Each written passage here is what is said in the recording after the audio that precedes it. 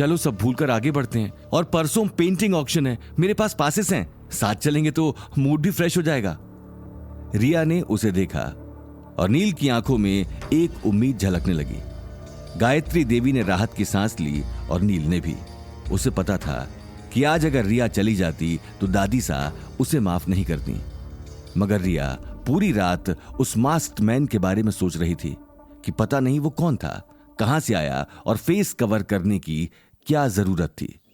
अगली सुबह गौतम और अवनी दोनों ही ऑफिस जाने के लिए रेडी हो गए, लेकिन हॉल में आते ही गौतम ने अनिल का उतरा हुआ चेहरा देखा। अनिल को इस हालत में देखते ही गौतम उसके पास चला गया। क्या हुआ डैडी जी, सब ठीक तो है? अनिल ने गहरी सांस लेकर जवाब दिया, गौतम, कल उम्मेद भवन में एक बहुत बड़ा पेंटिंग्स का ऑक्शन होने वाला है। मेरी वहां जाने की बहुत इच्छा है, लेकिन क्या करूं, मैं वहां जा नहीं सकता। मुझे कुछ समझ में नहीं आ रहा कि वहां कैसे जाऊं। वहां मेरा दोस्त भी आ रहा है, अधिराज। डैडी जी आप चिंता मत कीजिए, मैं कुछ करता हूँ। गौतम, तुम क्या करोगे? पासेस हमें कोई देने से रहा और टिकट्स बहुत महंगे हैं। मैं जानता हूँ, लेकिन मैं ट्राई करता। इससे पहले कि गौतम अपनी बात खत्म कर पाता, गीता जोर जोर से हंसते हुए किचन से बाहर आ गई और गौतम को देखने लगी। अरे वाह वाह, महाराजा जी कुछ कर देंगे ना, आप चिंता क्यों करते हैं? ये चाहे तो दुनिया का हर काम कर सकता है, इसके लिए कोई बड़ी बात थोड़ी ही है। गीता की तंज भरी बातें सुनकर गौतम ने आगे कुछ कहना सही नहीं समझा। अनिल भी टेबल पर रखा न्यूज़पेपर पढ़ने लगा, लेकिन तभी गौतम ने किचन में जाकर उम्मेद भवन के मैनेजर शेखर को कॉल लगा दिया। जी सर, कहिए। शेखर ने फोन उठाते ही कहा, मुझे कल ऑक्शन के 2 पासेस चाहिए। सर, जान मांगते तो दे देता, पर ये पासेस अरेंज करना उससे भी डिफिकल्ट है। देश विदेश से लोग इस ऑक्शन के पासेस के लिए ट्राई कर रहे हैं। वीवीआईपी स्ट्रगल कर रहे हैं इन पासेस को पाने के लिए। उनके सामने मेरी इतनी औकात भी नहीं। शेखर ने हताश होकर कहा, ठीक है, डोंट वरी अबाउट इट, मैं कुछ और सोचता हूँ। फोन कट करते ही गौतम अपने फोन पे मुंशी जी को कॉल करने जाता है, पर तुरंत ही बिना कॉल कनेक्ट करे डिस्कनेक्ट करता है।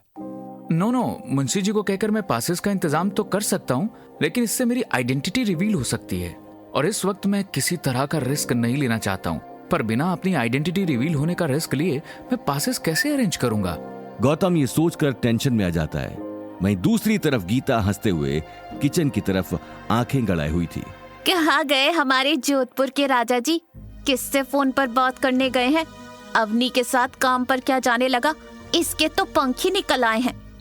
गीता गुस्से में गौतम को देख ही रही थी, लेकिन तभी अवनी रेडी होकर हॉल में आ गई। हॉल में आते ही उसे अपनी माँ के ताने सुनाई दिए। ये क्या है मम्मा, आप सुबह सुबह शुरू हो गई? इससे पहले कि गीता कोई जवाब देती, उसे गौतम किचन से आता हुआ दिखाई दिया। अरे मैं क्या सुबह सुबह शुरू हो गई? ये गौतम सुबह से लंबी लंबी फेंक रहा है कि उम्मेद भवन में होने वाले ऑक्शन के पासेस ला देगा। तेरे पापा को झूठी उम्मीद दे रहा है, बस उसी के लिए बोल रही थी। तू ही बता, कुछ गलत कहा क्या मैंने? थे तो मने ही समझा रहे हो। वाह भाई। अपनी माँ की बात सुनते ही अवनी गौतम को देखने लगी। गौतम, अब ये क्या है? तुम भी जानते हो कि ऑक्शन के पासेस मिलना आसान नहीं है। मैंने भी ऑफिस में मालूम कर लिया है, पासेस अवेलेबल ही नहीं है।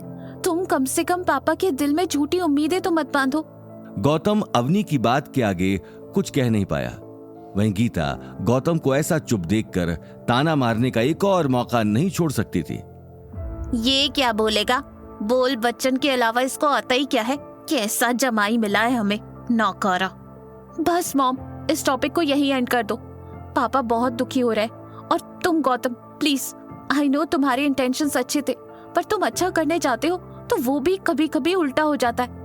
इसलिए नेक्स्ट टाइम प्लीज थोड़ा और केयरफुली बोला करो। अवनी अपनी बात खत्म कर ऑफिस जाने को ही थी, लेकिन तभी दरवाजे की घंटी बज गई। वो अगले ही पल दरवाजा खोलने के लिए चली गई।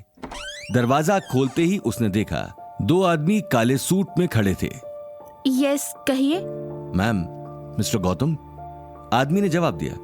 गौतम अपना नाम सुनते ही बाहर आ गया। गीता और अनिल एक दूसरे को देखने लगे। आगे की कहानी जानने के लिए देखिए अगला एपिसोड सिर्फ पॉकेट एफएम के यूट्यूब चैनल पर और रॉयल वारिस के सारे एपिसोड्स को सुनने के लिए डिस्क्रिप्शन में दी लिंक से डाउनलोड करें पॉकेट एफएम ऐप।